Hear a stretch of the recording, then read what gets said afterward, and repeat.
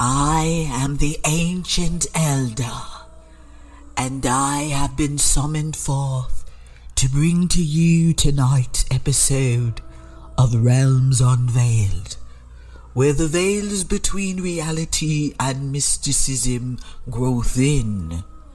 Journey with I and my co-host Ningbar as we delve deep into the enigmatic worlds of magic, the occult and witchcraft. Here we unravel chilling tales where the arcane meets the real. Stories that aren't just mere folklore, but spine-tingling encounters from the shadows of everyday life. Blurring the lines between the tangible and the supernatural, we bring to you a blend of harrowing true crimes and tantalizing tales crafted by our very own Ningbar, showcasing the mesmerizing yet perilous dance between the mystical and the mortal. So, as Ningbar says, light a candle, cast your protective circles, and let's unveil the realms that have just beyond our comprehension. Prepare yourself, for once the unseen is seen, there's no turning back. So, stay spellbound, and always tread with caution. Today we have a tale about the need for greed. In the bustling city of New York, Raymond Hughes was the embodiment of the American dream. A self-made millionaire, he'd built an empire from a humble startup. But amidst the towering skyscrapers and blinding city lights, Raymond felt an emptiness that his wealth couldn't fill. He'd often find himself gazing out of his penthouse window, pondering the meaning of life and his place in it. The introspection led him on a spiritual quest, and he soon became enamored with the idea of seeking enlightenment in a distant land, away from the clutches of modern civilization. Acting on a friend's recommendation, Raymond found himself on a plane to a remote village in West Africa. The village, bathed in traditions and mysticism, offered an initiation into their sacred religious group for a fee.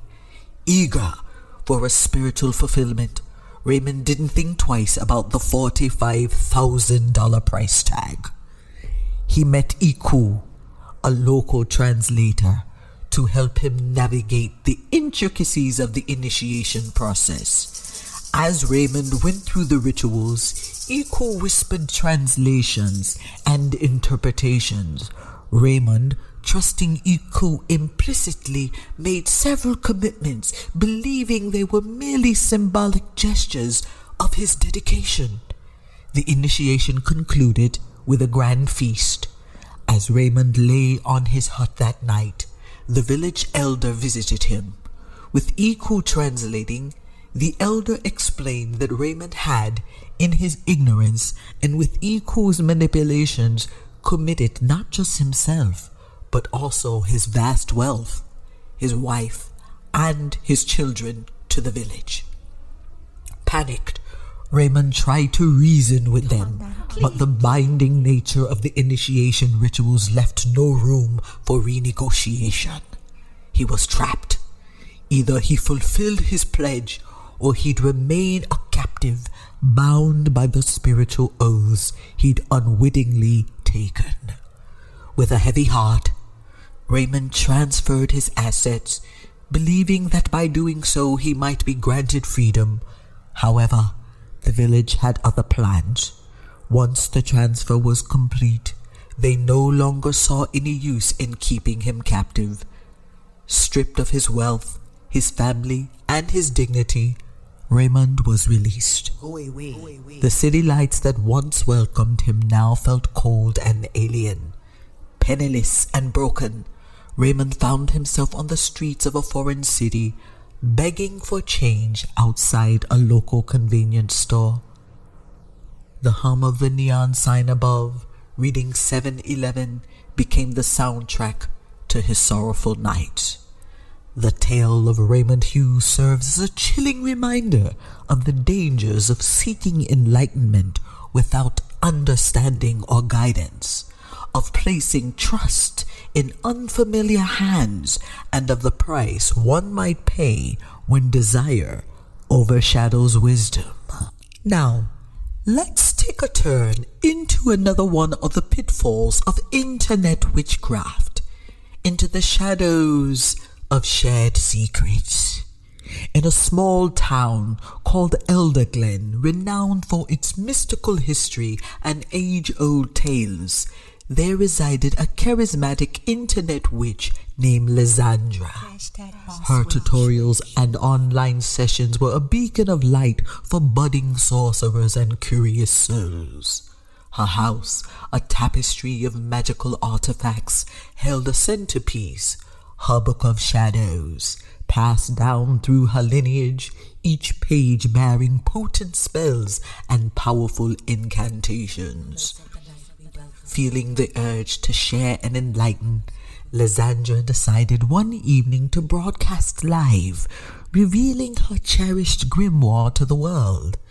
As she delicately shared each page, many were captivated, showering her with admiration.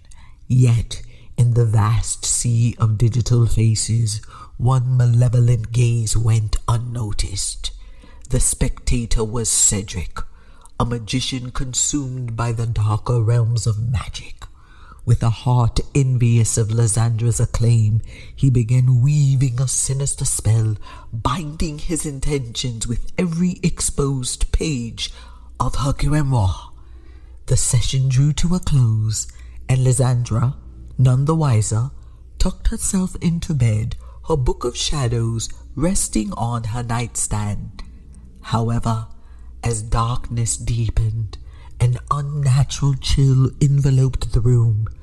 Pages began flipping autonomously, casting ghastly shadows and releasing curses that had been forcibly bound to them.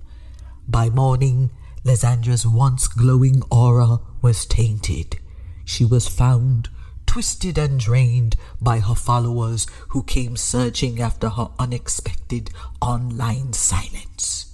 The Book of Shadows lay open, revealing a curse most dark. The Elderglen community rallied, uniting their strength to counteract the malevolence. Though the worst of the curse was undone, Lysandra bore its scars as a lasting reminder. Her mistake became a cautionary tale. Some secrets, especially those of the magical kind, are best left unshared. As the last strains of our tales fade into the twilight, dear listeners, we are left to ponder the intricate webs woven by fate, intention, and unseen forces. In the distant lands where a businessman's desire for enlightenment ensnared him in a trap of manipulation and loss, to the digital age where Lysandra's very essence became vulnerable through the screen's glow, these stories serve as cautionary tales about the perils of seeking power without understanding its true nature. The tale of the wealthy businessman serves as a stark reminder that sometimes in our quest for spiritual awakening, we may find ourselves ensnared by the very things we sought to transcend. The perils of miscommunication, deceit, and blind ambition led to an outcome no fortune could mend. And in Lysandra's modern world, where even a simple live stream can become a conduit for malevolent intent, we're reminded of the age-old wisdom. Some secrets are best kept close to the heart, especially in the vast and uncharted territory of the internet. In both tales, our protagonist faced challenges that went beyond the mundane, diving deep into the spiritual and the supernatural, reminding us all of the delicate balance we tread between ambition and folly. We'll journey together again soon, listeners, into further realms where reality and myth intertwine. Stay curious, stay cautious, and above all, stay enchanted. Until next time, good night.